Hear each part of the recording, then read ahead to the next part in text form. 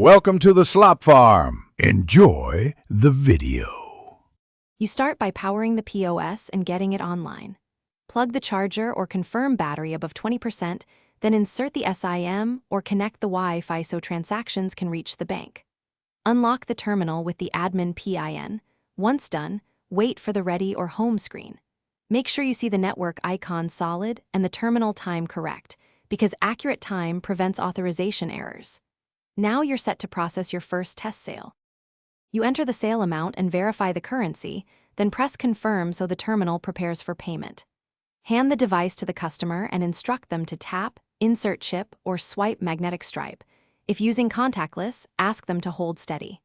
Follow prompts for PIN or signature.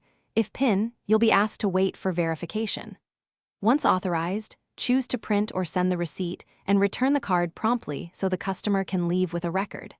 You finish by closing the batch or running end-of-day settlement so all approved transactions are transmitted to your merchant account.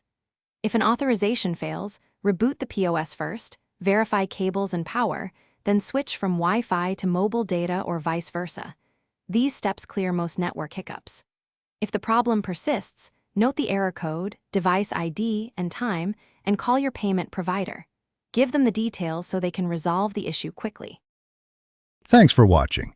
Consider subscribing if we helped you today.